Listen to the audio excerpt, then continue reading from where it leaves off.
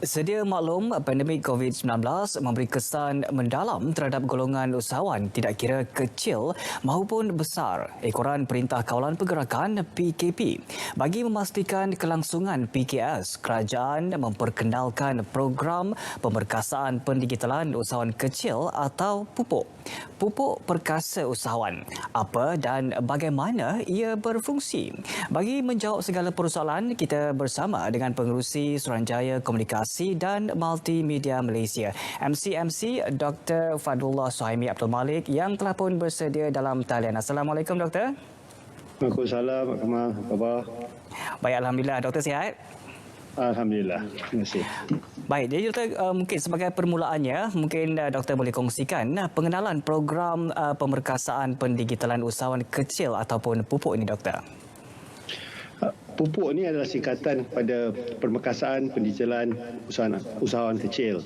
Ia dikenalkan oleh kerajaan sebagai satu cara untuk kita menggembelengkan pelbagai aktiviti-aktiviti daripada pelbagai agensi, baik swasta ataupun daripada pihak kerajaan, untuk kita tumpukan untuk membantu usahawan mikro dalam dalam menggunakan pakai teknologi pendigitalan agar mereka dapat meningkatkan pendapatan mereka kelak. Baik, jadi Doktor, mungkin sasaran ataupun matlamat pupuk ini bagaimana? Sasarannya adalah sehingga tahun 2025 dan bilangan usahawan mikro yang disasarkan adalah 800,000 ya. Ini kalau kita lihat macam bilangan dia agak besar. Kerana sememangnya terdapat ramai usahawan kecil di luar usahawan mikro yang di luar sana, di mana terdapat dua kategori. Satu adalah mereka yang berdaftar dengan Suruhanjaya Syarikat Malaysia dan ada yang tidak berdaftar. Bilangan yang tidak berdaftar itu mungkin mencecah 1.2 juta dan mereka yang berdaftar adalah lebih kurang 800,000. Jadi kita mensasarkan kesemuanya dan sasarannya adalah 800,000 hingga tahun 2025. Baik, jadi kalau kita lihat berkenaan dengan inisiatif ini ataupun untuk melaksanakan program pupuk ini, pastinya melibatkan pelbagai agensi dan juga agensi-agensi yang berkaitan. Mungkin Doktor boleh kongsikan berapa banyak agensi yang terlibat dalam inisiatif pupuk ini? Senerainya panjang, buat antara mereka yang akan menggabling tenaga untuk melaksanakan program ini adalah daripada Kementerian Keusahawanan atau Medak, Perbadanan Ekonomi Digital Malaysia (MDEC), SME Corp, MyNIC, Suruhanjaya Syarikat Malaysia, Institut Keusahawanan Negara, Perbadanan Pembangunan Sumber Manusia (HRD Corp), Bank Simpanan Nasional dan juga dengan kerjasama pihak swasta seperti syarikat Shopee, Grab dan juga Aeon buat masa ini. Baik, jadi kalau kita lihat bagaimana agaknya sambutan ataupun mereka yang ingin menyertai pupuk ini dapat memberikan satu impak yang sangat baik kepada mereka, Doktor. Ya, sememangnya sebab apa bila kita lihat kesan-kesan ataupun contoh-contoh mereka yang sebelum ni meniaga secara kecil-kecilan dan telah menggunakan pakai teknologi pendigitalan dan dapat meningkatkan pendapatan mereka. Sebagai contoh, saya pernah jumpa usahawan mikro yang berniaga di Ulu Terengganu, menjual hanya air asam sahaja dalam bekas. Tetapi dengan penggunaan pendigitalan, pendapatan beliau telah mencecah RM7,000 sebulan dalam masa 2 bulan saja berniaga. Dan saya tanya, mana pelanggan awak? Kata, pelanggan saya semua dalam talian. Tak ada siapa yang datang ke tempat saya untuk beli dan saya hanya menjual atas talian berdasarkan pada permintaan. Jadi kita lihat kalau kita membantu lebih ramai usahawan mikro seperti ini, insyaAllah pendapatan mereka dapat ditingkatkan tanpa mereka meninggalkan tempat tinggal mereka dan hanya membantu dan juga boleh membantu mereka untuk melebarkan dan memperkasakan juga perniagaan dan kebolehan untuk menghasilkan barangan mereka. Baik, jadi untuk pihak MCMC sendiri, bagaimana agaknya untuk pihak MCMC mengenal pasti para usahawan ini untuk menyertai program pupuk ini, Doktor? Pihak MCMC sememangnya telah pun ada pusat internet komuniti yang di seluruh negara. Bilangannya buat masa ini adalah 873 dan ianya akan dilebarkan untuk menjadi 910 pada penghujung tahun ini. Di pusat internet komuniti kita menyediakan pegawai yang khas untuk membantu mereka-mereka yang ingin menceburi perniagaan atas talian. Mereka ni seharusnya adalah usahawan yang telah pun berniaga, dan tidak semestinya mereka berdaftar dengan SSM. Kita boleh membantu setiap satu mereka yang menjadi usahawan kecil. Dan di pusat internet komuniti ini adalah tempat yang paling senang untuk mereka datang untuk mendapatkan satu, maklumat, nombor dua, latihan, dan nombor tiga, cara-cara kita dapat menyambungkan mereka kepada syarikat swasta untuk menjualkan barangan mereka dalam ekosistem syarikat swasta itu sendiri. Baik, jadi kalau kita lihat untuk peranan pusat internet community ini ataupun PIK ni, Doktor, mungkin kita boleh tekankan peranan sebenar ataupun apakah pusat internet community ini pastinya memberikan ataupun merupakan satu platform yang terbaik kepada usahawan untuk membantu pelaksanaan pupuk ini. Kita kena lihat dari segi kacamata usahawan kecil. Pada amnya, apabila mereka mungkin tidak mendapat makluman yang sewajarnya untuk membantu mereka. Nombor dua, mungkin mereka tidak mempunyai kebolehan untuk menggunakan pakai teknologi. Dan yang ketiga, kalau duduk di luar bandar, nak ke bandar tu, kadang-kadangnya gerun juga kawan tu nak pergi menanya masuk ke pejabat-pejabat yang besar. Jadi dengan adanya pusat internet komuniti, mereka nombor satu, boleh datang ke pusat internet komuniti untuk mendapatkan maklumat.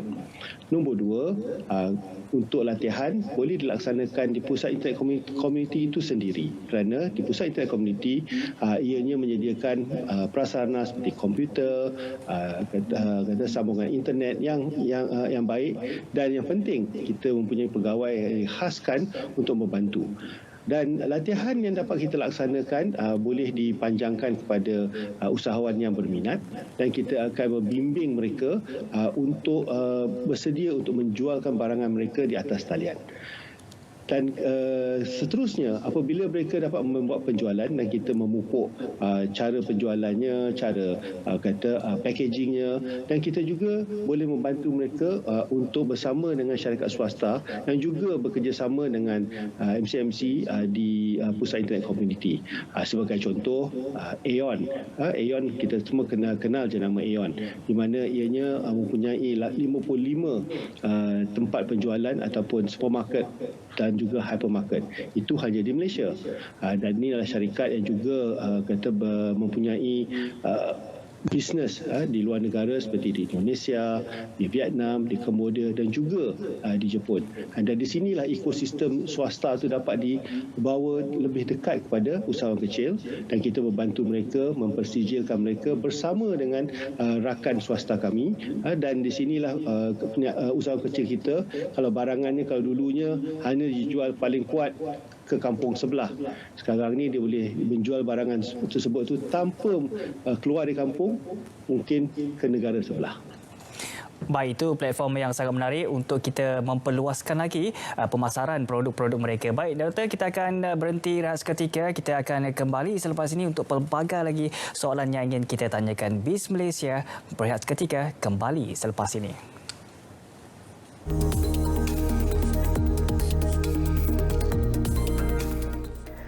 Kerjasama setiap ahli masyarakat adalah penting bagi membolehkan PIK mencapai kejayaan. Buat mereka yang telah menerima janji temu, hadirlah untuk mendapatkan vaksin anda.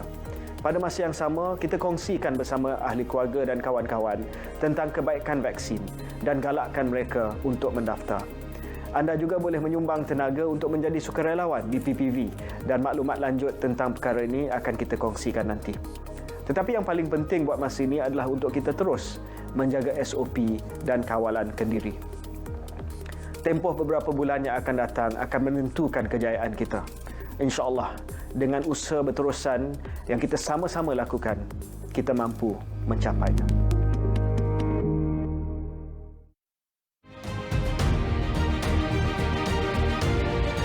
Bagi meringankan beban kewangan ahli KWSP yang terjejas akibat PKP, KWSP akan memperkenalkan kemudahan pengeluaran baru iaitu iCitra.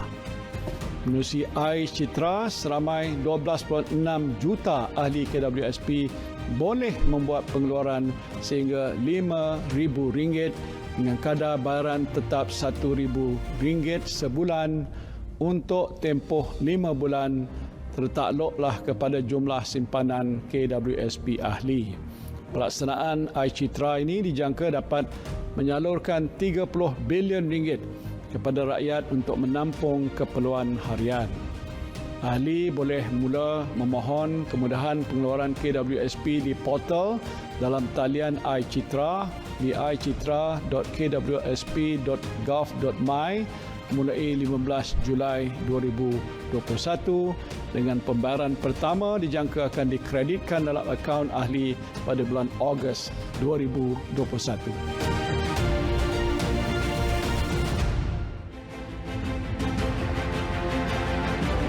Semasa fasa ketiga ini, semua sektor ekonomi akan dibenarkan beroperasi kecuali aktiviti yang tersenarai dalam senarai negatif, iaitu aktiviti yang berisiko tinggi yang menyebabkan jangkitan COVID-19 ataupun melibatkan keramaian. Sektor ekonomi akan kekal dibenarkan beroperasi pada kapasiti 80% seperti fasa kedua.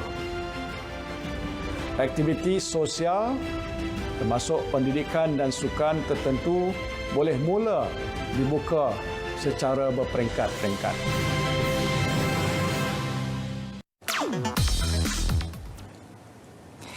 Kembali dalam Biz Malaysia. Terima kasih kerana terus setia bersama dengan kami. Baik saudara, kita masih lagi bersama-sama dengan tetamu yang telah pun berada di dalam talian membincangkan tentang topik pupuk perkasa usahawan. Kita bersama dengan Pengerusi Suruhanjaya Komunikasi dan Multimedia Malaysia MCMC, Dr. Fadullah Suhaimi Abdul Malik. Dan Doktor tadi telah pun membincangkan atau berkongsi tentang apakah itu PIK dan juga sebagainya. Mungkin kita nak tahu dari segi persediaan daripada usahawan itu sendiri. MCMC telah menyediakan platform dan juga menyediakan pelbagai strategi untuk memperkasakan usahawan. Tapi dari segi usahawan sendiri, bagaimana persediaan mereka? Apa yang mereka harus lakukan bagi menyahut strategi ataupun inisiatif yang dilaksanakan oleh MCMC ini? Yang pertamanya, seorang usahawan tu mesti ada keinginan.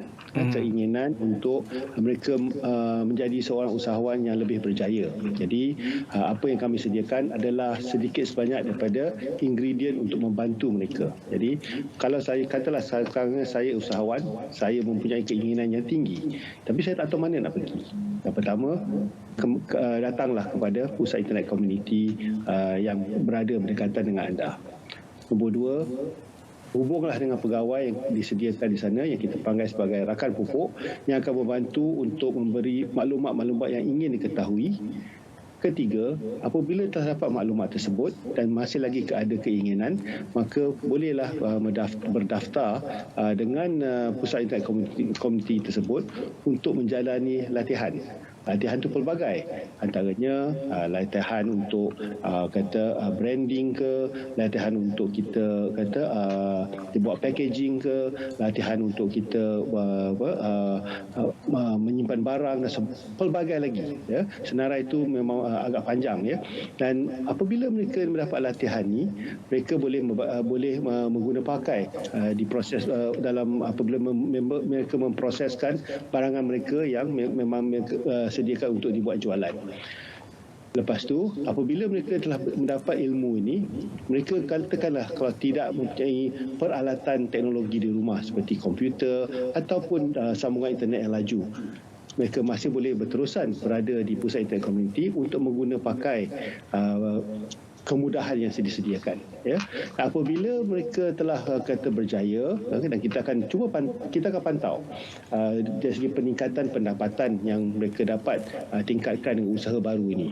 Dan apabila permintaan telah pun meningkat dan mereka mungkin tidak mempunyai keupayaan ataupun kewangan untuk membesarkan lagi kata perniagaan mereka, di sini kami akan membantu dari segi menyediakan fasilitasi kepada syarikat-syarikat yang boleh membantu dari segi kewangan, baik daripada Bank Simpanan Nasional ke atau agensi kerajaan maupun syarikat swasta seperti Aeon yang menyediakan kemudahan mikro kredit, ya. Dan di sini mereka boleh menggunakan pakai bantuan kewangan tersebut untuk meningkatkan kapasiti pembuatan mereka, dan di sinilah produk yang dapat ditingkatkan, dapat dijual kepada pasaran yang setelah pun kenal barangan tersebut dan terdapat permintaan yang lebih tinggi daripada apa permintaan mereka ada sebelum mereka memasuki pupuk. Baik Doktor, jadi kalau kita lihat berikutan daripada pengumuman yang berhormat Perdana Menteri berkenaan dengan kelonggaran SOP untuk para peniaga dan juga kepada mereka yang telah pun mendapat vaksinasi dos kedua. Pandangan Doktor berkenaan situasi tersebut kepada merancakkan ekonomi negara dan juga merancakkan aktiviti keusahawanan usahawan kita. Sememangnya apabila kita dapat kemudahan untuk kita bergerak setelah mendapat dos yang kedua, kita kena mengguna pakai dengan baik, ya. Tapi kalau kita lihat dari konteks ekonomi, ada dua peningkatannya. Nombor satu, orang boleh bergerak untuk membeli barangan. Itu nombor satu. Nombor dua, apabila orang telah bergerak membeli barangan, maka permintaan pada barangan, sesuatu barangan itu akan meningkat. Dan di sinilah di mana usahawan mikro yang telah dibantu dan kita menyediakan barangan mereka dalam pasaran, mungkin barangan ini akan diterima dengan baik oleh pelanggan-pelanggan yang baru. Jadi dengan adanya kemudahan untuk bergerak setelah dos kedua, gunalah pakai satu, kita tingkatkan kebolehan untuk kita berniaga dengan lebih baik dengan memasuki program seperti ini, dan kita boleh membantu daripada kata face to face. Dan yang kedua, kalau kita nak bergerak beli barangan tu, berjaga-jagalah, sentiasa kita mengikut SOP yang disediakan. Gunakanlah pakai topi muka kalau boleh 2 lapis apabila bergerak, dan sentiasa berdiri secara berjarak apabila kita bercakap dengan seseorang yang lain.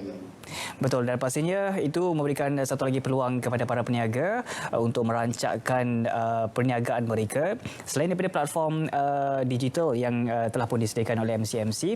Dan pastinya selepas ini kita juga berharap agar pemulihan ekonomi dapat dipulihkan secara mantap. Dan juga mungkin secara terakhir ataupun soalan terakhir Doktor, harapan MCMC dan perancangan yang seterusnya bagaimana? Harapan kami adalah untuk usaha-usaha mikro untuk mengguna pakai peluang ini, ya.